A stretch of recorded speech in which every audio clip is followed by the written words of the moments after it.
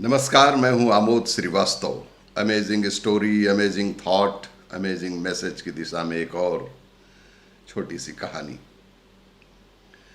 आज सुबह जब पहली चाय पी रहा था तो घर वाली ने मेन गेट से आवाज लगाई, बोले बाहर आओ, आपके देखने लायक सीन है।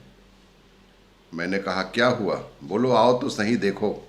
पहले आप कहते थे कि साइकिल में सब्जी, साइकिल में फल, मोटरसाइकिल में, और अब देखो वेगन आर में आम बिकने आए हैं। मैं उठकर गया तो देखा एक वेगन आर में एक बंदा पीछे की सीट और डिक्की में लगभग 10 से 15 कैरेट आम के रख कर लाया था। एक तराजू गाड़ी में उसके साथ उसका एक साथी था जो आवाज लगा रहा था, आम ले लो आम, 100 रुपए के 2 किलो आम। अभी सबके चेहरे पर मास्क है तो अचानक कोई पहचान में नहीं आता, लेकिन उस आम विक्रेता ने मुझे पहचान लिया। अरे कमल भैया, आप यहाँ रहते हैं? यही है आपका घर? मैंने कहा हाँ। उसने थोड़ा मास्क नीचे किया तो मैं भी उसे पहचान गया। अरे वो राजीव था। मैंने कहा अरे तू कब से आम बेचने लगा? तेरा तो चश्मे का और होलसेल का काम था। बोला भैया, इसी गाड़ी में चश्मे भरकर और आसपास के गांव के बाजार में साप्ताहिक रूप से जाकर मैं चश्मा सप्लाई करने जाता था, लेकिन लॉकडाउन की वजह से सारे गांव सील, शहर सील और सारे रास्ते बंद कर दिए गए हैं। अचानक हुए इस घटनाक्रम और लॉकडाउन के बाद टेंशन सताने लगी कि कार की किस्त कैसे जाएगी, मकान भाड़ा कैसे दूंगा, घर का रोजमर्रा का खर्च कैसे चलेगा। हम तो रोज कमाकर रोज खाने वाले व्यक्ति हैं। कोई बचत, सेविंग या बाप दादे की प्रॉपर्टी तो हमारे पास है नहीं। कैसे चलेगा? मैंने कहा फिर? बोले कमल भैया, सिर्फ 3 दिन घर पर खाली बैठा रहा और उसके बाद सोच लिया कि ऐसे नहीं चल पाएगा। उसके बाद कृषि मंडी जाकर आम के 5 पैकेट लाया और पहले दिन 50 किलो आम बेच दिए। 600 मुनाफा हुआ। 150 की गैस जल गई गाड़ी में। फिर भी 400 450 बच ही गए। फिर धीरे धीरे क्वांटिटी बढ़ाता गया। अब लगभग 10 कैरेट मतलब 100 किलो आम मैं रोज बेच पा रहा हूं। आम 36 से 37 रुपए किलो मंडी में मिल जाता है। 50 रुपए किलो में बेचता हूं। 1200 से 1300 रुपए मुनाफा हो जाता है रोज का। अकेले गाड़ी चलाना, फिर उतरना, फिर तौल के देना, आवाज लगाना दिक्कत हो रही थी, तो मासी के लड़के प्रकाश को साथ बुला लिया। 200 रुपये रोज उसे देता हूं और लगभग 200 की गैस जल जाती है। 800 के लगभग नेट बच जाते हैं रोज। बस ईश्वर की कृपा है भैया, रोज लगभग 700 से 800 रुपये बच ही जाते हैं। वो बोलता जा रहा था, मेरी आंखें फटी की फटी।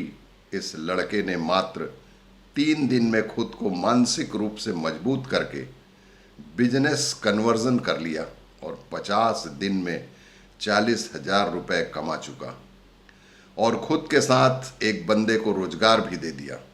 और इधर मैं और मेरे जैसे देश के असंख्य मिडिल क्लास लोग बस अपने भविष्य की चिंता में घुले जा रहे हैं और सरकार को कोसे जा रहे हैं आगे क्या होगा, लेकिन हम सिर्फ चिंता कर रहे हैं। हम सिर्फ चिंता करते घर में बैठे हैं, एक्शन में नहीं आ रहे हैं। ऐसे विकट काल में भी राजीव अपनी जिम्मेदारियां अपनी कमाई से पूरी कर रहा है। कर्जे से नहीं, कोई शर्म नहीं कि इसमें चश्मे का होलसेलर हूं और मैं गली गली कैसे आम बेचूंगा। इंटरप्रेन्योरशिप उसके ब्लड में है। ये एक छोटा सा उदाहरण है। अब आप और हम भी समझ लें, पक्के से हमें तैयार रहना ही होगा एक बड़े बदलाव के लिए। इस लॉकडाउन के बाद कई बिजनेस बिल्कुल खत्म हो जाएंगे। इस लॉकडाउन के बाद कई बिजनेस बिल्कुल खत्म हो जाएंगे तो कई नए जन्म लेंगे। लग्जरी से जुड़े सारे बिजनेस ठप हो जाएंगे या धीमे हो जाएंगे। रूटीन खर्च निकालना मुश्किल होगा, लेकिन बेसिक्स नीड्स और हाइजीन से जुड़े कई नए बिजनेस डेवलप होने की बहुत अधिक संभावना है। मैंने कुछ दिन पहले एक आर्टिकल लिखा भी था कि व्यापार मरता नहीं, बस रूप बदलता है। हमको भी राजीव की तरह निर्णय लेने होंगे और त्वरित लेने होंगे, क्योंकि खर्चा कोई भी नहीं रुका है, लेकिन कमाई का चक्का जाम है। आवक बिल्कुल नहीं है, लेकिन जावक नित्य प्रतिदिन जारी है। जरूरी नहीं कि सब कार लेकर आम बेचने निकल पड़े, लेकिन अब आप अपने बिजनेस को कैसे कन्वर्ट करेंगे ये आपको सोचना है। या हो सकता है आप जहां नौकरी करते थे वहां आपकी ज़रूरत ही नहीं रहे, वो संस्थान ही आपका व्यापार बदल लें, तो फिर आपकी स्किल कहाँ काम आएगी। आप पर नौकरी जाने का खतरा भी आ सकता है। आप खुद को नई परिस्थितियों के मानसिक रूप से अभी से तैयार कर लें। आप खुद को नई परिस्थितियों के लिए मानसिक रूप से तैयार अभी से कर लें, क्योंकि लॉकडाउन खत्म होगा और परेशानियां शुरू हो जाएंगी। अभी तक सब इसलिए आराम से है क्योंकि सब रुका हुआ है। अभी तक सब इसलिए है कि सब कुछ रुका हुआ है। बहुत बदलाव आएंगे। जैसा पहले था वैसा अब कुछ नहीं रहने वाला। इसी तरह की जानकारियों के लिए जुड़े रहिए और वीडियो मेरा देखते रहिए। धन्यवाद।